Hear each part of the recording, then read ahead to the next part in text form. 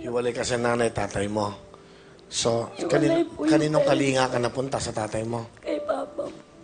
Ang nanay mo, hindi mo pa nakikita? 11 years na po. 11 years. Nagkikita, Kuya Will. Ma, kung nanonood ka, ma, nandito ako sa Wawawin. Pakita ka na sa akin.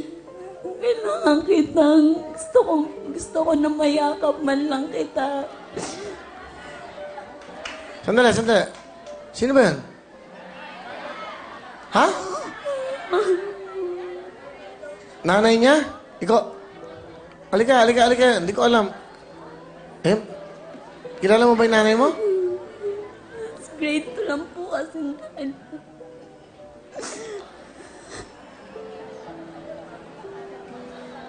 Kilala mo ba siya?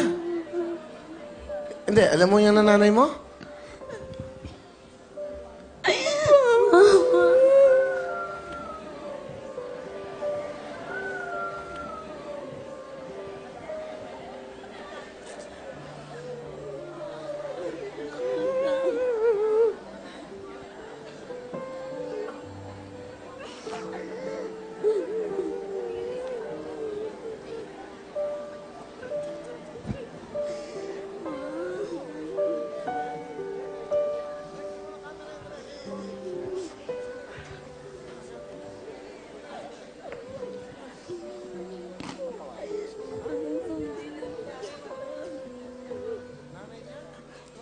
Sandali. Hindi ko maintindihan eh. Hinahanap mo ang nanay mo. Ngayon, nandito kayo ngayon. Nag-usap ba kayo? Hindi, Kuya Will. Kilala niyo yung anak niyo? Iniwang ko ni Kuya Will, grade 2 pa lang. Nasabi ko ako nakatira. Tama na, alam niyo bang nandito siya ngayon? Hindi, Kuya Will. Eh, ano yun? Nagkataon lang? Sino yun? Hindi, naguguluhan ako eh. Kasi ngayon lang nangyari to. First time ko to na-experience na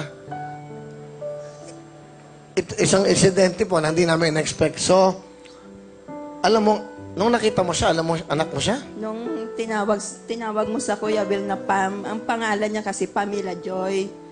Ngayon sa Pam, kaya nakaupo ako doon, Kuya Will, sinisilip ko siya, hindi ko namumukhaan, kay grade 2 pa lang siya nung iniwang ko sila. Saan nyo iniwan sa pamilya? Naghiwalay kasi kami ng tatay niya. Iniwan nyo siya, ngayon naiwan sa tatay. Ba't nyo siya iniwan? May problema lang kami, Kuya Will. Hindi ko naman sila pwede isama kay malayo ang pinuntahan Ilan ang ko. anak nyo? 6 sila yan, Kuya Will. Iniwan niyo 6? Mhm. Dahil sa buhay na hindi kami nagkakasundo, pati ang magulang ng asawa ko. Akala ko may nagkakagulo rin. Hindi ko alam na, kilala mo ba siya, nanay mo? Ang totoo po, hindi ko siya nakilala. Talaga bang anak niyo siya? Hindi. Hindi ko kasi alam. Totoong hindi namin alam kung ano.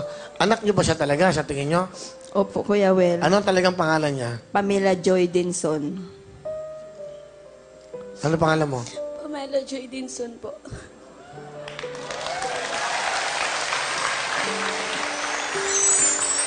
Parang may kasama. Ayun, pakiano nga, naluluha ako. Alik kayo.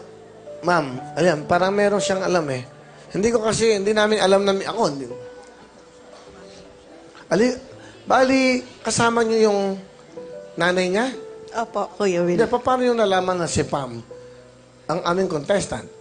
Ano po, pumunta siya sa akin maaga, Si humingi Pam. ng pamasahe. Alas 7 na itong nga batang to, nagpunta sa inyo para manghingi ng pamasahe. Oo. Tapos sabi ko, baka niloloko mo ko.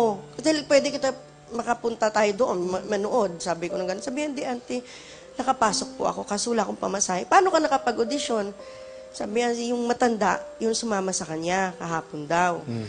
Ngayon, nalaman ko, tinawagan ko yung nag-ano sa kanila. Sabi ko, kilala ko yung buhay nito. Ang mother nito, pwede kong tawagan. Akala ko na sa Bicol, kasi nakaraan sa Bicol yan eh. So, hindi alam ni, ano pangalan niyo? Beng po. Aling Beng na makikita niyo tong batang to. Hindi ko sinabi. Ngayon lang, sabi ko, anak mo yan, Beng. Si Pam. Kaya doon nag-aiyak anak kami.